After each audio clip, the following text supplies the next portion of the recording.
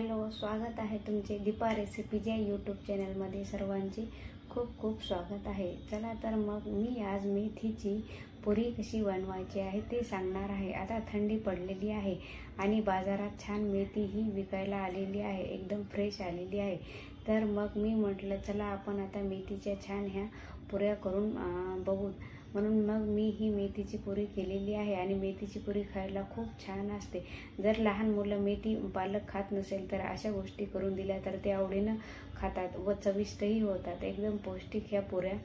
तर मग आता मी या पुऱ्याची रेसिपी तुम्हाला सांगणार आहे। चला तर मग आता आपण रेसिपीकडे वळूया। मी येथे वाटीभर मेथी घेतलेली आहे। तुम्हाला ज्या प्रमाणात तुम्हाला घ्यायची आहे त्या प्रमाणात तुम्ही मेथी घेऊ शकता। मी यामध्ये वाटीने मोजून घेतलेली आहे। मेथी ही छान स्वच्छ अशी पाण्याने धुवून घेतलेली आहे आणि निवडूनही ठेवलेली होती, म्हणून आता ही 2 ते 3 पाण्याने स्वच्छ धुवून घ्या व छान बारीक कट करा। तुम्ही बघू शकता आता ही धुवून घेतलेली आहे आणि आता मी मेथी ही छान बारीक कट करणार आहे। चाकूच्या मदतीने छान बारीक कट करून घ्या,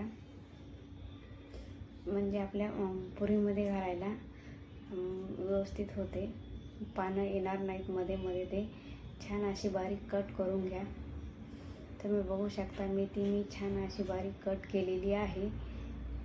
आणि आता मी चला तर मग आता काय काय लागणार आहे ते सांगते मी। आपली मेथी ही छान अशी कट करून झालेली आहे। एका डिशमध्ये ही मेथी कट केलेली काढून घ्या। तुम्ही बघू शकता किती छान बारीक कट केलेली आहे। 2 ते 3 पोळ्या होई इतकी कणिक घ्यायची आहे आपल्याला।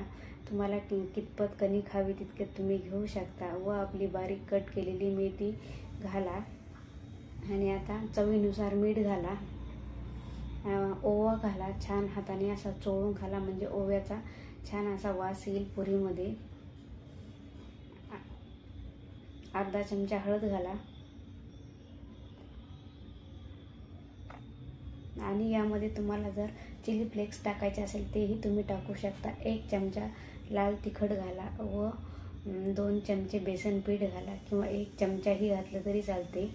मी यामध्ये 2 चमचे बेसन पीठ घातलेले आहे व चिली फ्लेक्सही टाकलेले आहे। थोडेसे वरतून तेल घाला, जर तुम्हाला आवडत असेल तर तुम्ही तेल घालू शकता। तेलाने पुरी ही छान खमंग खुसखुशीत होते तेल घातल्यामुळे। आता हे पीठ सर्व एकत्र छान अशी चोळून घ्या। पीठ हे सर्व मसाले आपले हे पिठाला छान लागतात। आणि आता वरतून थोडे थोडे पाणी घेऊन आपल्याला हे पीठ पुरीचं छान मळून घ्यायचं आहे। एकदम घालू नका, एकदम जर घातल्यास तर आपली ही पुरीचं पीठ हे पातळ होण्याची शक्यता असते। त्यामुळे आपल्याला थोडं थोडं पाणी घालून छान असं घट्टसर आपल्याला पीठ हे मळून घ्यायचं आहे। जास्त घट्टही नाही आणि जास्त पातळ नाही, एकदम मध्यम आपल्याला हे पीठ छान मळून घ्यायचं आहे। आणि पीठ हे 5 ते 10 मिनिट छान भिजत ठेवायचं आहे, म्हणजे पुरी ही छान होत आहे। आता चला तर मग याप्रमाणे आपलं पीठ हे छान मळून झालेलं आहे। आता 10 मिनिट मी हे आता आराम करण्यासाठी ठेवणार आहे। आणि आता गॅसवर एक कढई ठेवा, आपलं पीठ भिजेपर्यंत कढई ठेवा व कढईमध्ये तेल घाला। जसं पाहिजे तसं तुम्ही तेल थोडं थोडे टाकून हे तळायला घेऊ शकता। एकदम टाकू नका, थोडे थोडे टाकलेला आपला अंदाज येईल आणि एकदम जर टाकले तर तेल हे खूप वाया जाते।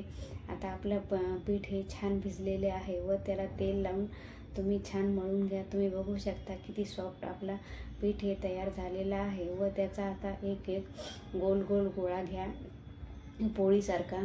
जेवढा पोळी लागत तेवढा घ्या व एका छोट्या डिशमध्ये कोरडं पीठ घ्या कणिक। आणि आता ह्या पिठामध्ये हा गोळा भिजवून छान आता त्याची आपल्याला ही पोळी लाटून घ्यायची आहे। जर तुम्हाला छोट्या छोट्या त्याच्या बोट्या करून जर पुरी करायची असेल तशी करू शकता, किंवा जर मोठी पोळी करून तुम्ही ही पुरी करू शकता।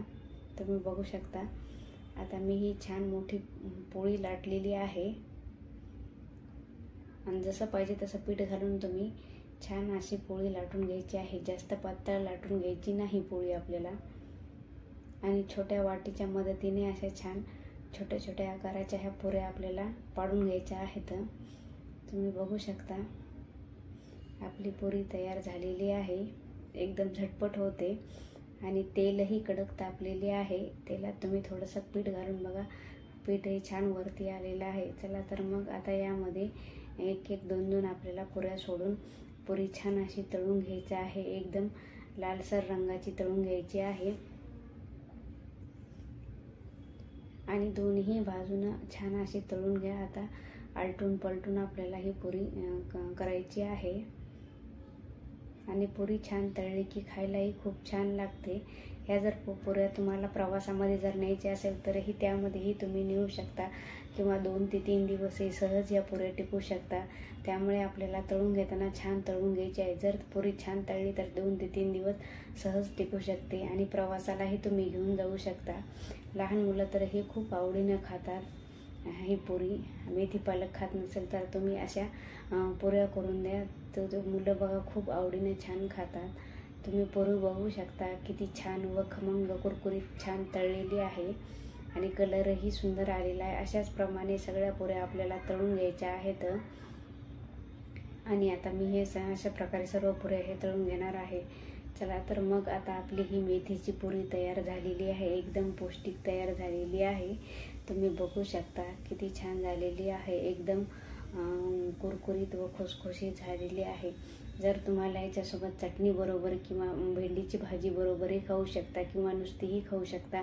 तुम्ही मुलांच्या टिफिनलाही मेथीची भाजी पुरी देऊ शकता। जर तुम्हाला ही रेसिपी आवडली तर माझ्या व्हिडिओला लाईक, शेअर आणि सबस्क्राईब करायला विसरू नका। अशाच रोज रोज नवीन रेसिपी बघण्यासाठी माझ्या चॅनलला सबस्क्राईब करा। जर अजून तुम्हाला व्हिडिओज बघायचे असेल तर या व्हिडिओच्या लिंक देणार आहे डिस्क्रिप्शन बॉक्समध्ये, तुम्ही जाऊन बघू शकता। आता मी हे मुलाला मेथीच्या पुऱ्या केल्या होत्या व त्यासोबत मी सुकी बटाट्याची भाजी केलेली आहे। सुकी बटाट्याच्या भाजीची लिंकही मी दिलेली आहे, तुम्ही जाऊन बघू शकता।